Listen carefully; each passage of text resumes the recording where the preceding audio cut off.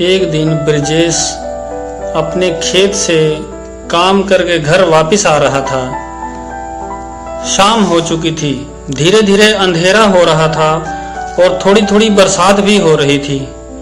उसे अचानक एक नेवले का बच्चा दिखाई दिया जो अभी बहुत ही छोटा था। वह किसी वजह से अपनी माता से बिछड़ चुका था और बरसात से भीगने की वजह से वह ठंड से कांप रहा था। अगर थोड़ी देर उसे और उसी के हाल पर छोड़ दिया जाता तो शायद वह मर ही जाता। ब्रजेश ने उसे देखा तो उसे दया आ गई और उसने उसे उठा लिया।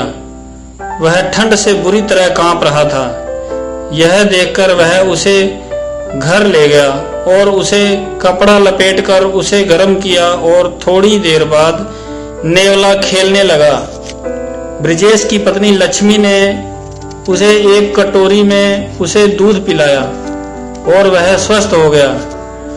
अगले दिन ब्रजेश खेत में जाते समय उसे अपने साथ ले गया ताकि वह उसे जहां से लाया था वहीं छोड़ सके कि वह अपने प्रजाति में चला जाए। ब्रजेश ने उसे वहीं झाड़ियों के पास छोड़ दिया जहां से वह उसे लाया था और काम की ओर चल पड़ा। वहां जाकर उसने अचानक देखा कि अरे, यह बच्चा तो उसके पीछे पीछे वहां आ गया। उसे नेवले के बच्चे को उसका साथ छोड़ना अच्छा नहीं लगा जिसने उसकी जान बचाई है। और इस तरह ब्रजेश के साथ शाम को वह फिर उसके घर चला गया। ब्रजेश और लक्ष्मी को भी वह अच्छा लगने लगा। धीरे धीरे वह बड़ा हो रहा था। कुछ दिनों बाद ब्रजेश के घर एक बेटा पैदा हुआ। सभी खुशी से रहते थे। धीरे धीरे ब्रजेश का और लक्ष्मी का बेटा विनय 6 महीने का हो गया था। उधर नेवला भी पूरे परिवार में घुल मिल गया था। वह घर में रहते रहते मनुष्य की सारी भावनाओं और अच्छे बुरे को समझने लगा था। एक दिन की बात है कि ब्रजेश और लक्ष्मी दोनों खेत में काम करने के लिए गए और बच्चे को एक बड़े बर्तन में पानी भरकर उसमें बैठा कर गए ताकि वह पानी में छपकारे लगाता रहे और रोएगा नहीं। और उसकी सारी जिम्मेवारी नेवले को देकर गए कि वह उसका अच्छी तरह से ध्यान रखे और बड़ा दरवाजा बंद करके चले गए थे। बच्चा पानी में खेल रहा था और नेवला अपनी मस्ती में इधर उधर उछलने में मस्त और खेलते खेलते घर से बाहर चला गया। तभी एक बहुत बड़ा सांप जो प्यास से व्याकुल था पानी की तलाश में इधर उधर भटक रहा था। उसने बच्चे के पास पानी देखकर चैन की सांस ली। वह बच्चे के बर्तन से पानी पीना चाहता था लेकिन बच्चा बार बार उसे अपने हाथों से मार रहा था।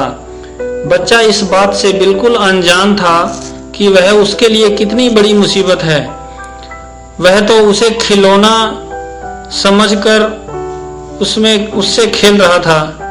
सांप प्यास से व्याकुल था और उसे क्रोध आ रहा था लेकिन बच्चा देखकर वह भी उसे डस नहीं रहा था। लेकिन काफी देर जब बच्चे ने उसे आराम से पानी नहीं पीने दिया तो क्रोधवश सांप ने बच्चे को डस लिया और थोड़ी ही देर में बच्चे का देहांत हो गया। तभी बाहर खेल रहा नेवला अंदर आया और उसने बच्चे को मरा हुआ पाया तो उसके पैरों तले से जमीन निकल गई। और जैसे ही उसने सांप को वहां देखा तो तुरंत उसने उसके टुकड़े टुकड़े कर डाले। अब नेवला सोचने लगा कि जिसने मेरी जान बचाई थी उसके बच्चे को अब मैं क्या जवाब दूंगा। और कुछ सोचकर वह वहां से तुरंत निकल गया। उसे काफी देर हो चुकी थी।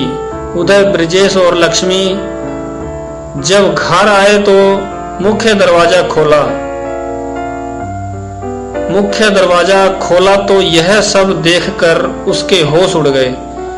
विनय मरा पड़ा था और वहीं सांप के टुकड़े भी पड़े थे। गांव वाले लोग इकट्ठा हुए।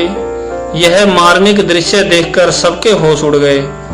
कुछ गांव वाले यह भी कह रहे थे कि सारी गलती ब्रिजेश और लक्ष्मी की है, जिसने एक जानवर पर विश्वास किया, नहीं तो यह दिन नहीं देखना पड़ता।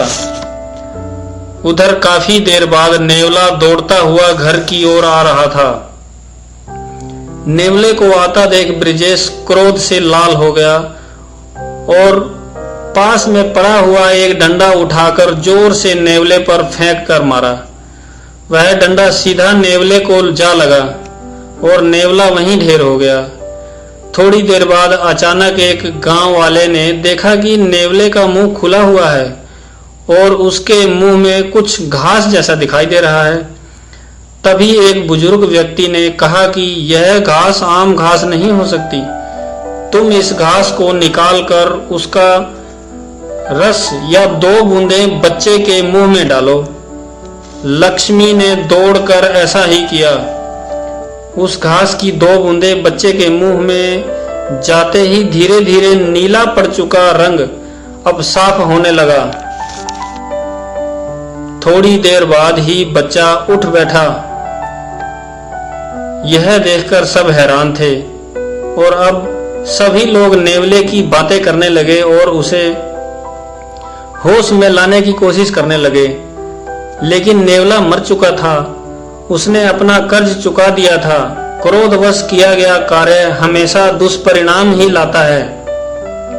अगर नेवले की बात सुन ली गई होती तो ब्रिजेश का परिवार दोबारा खुशहाल हो सकता था। इसीलिए क्रोधवश कोई भी काम नहीं करना चाहिए।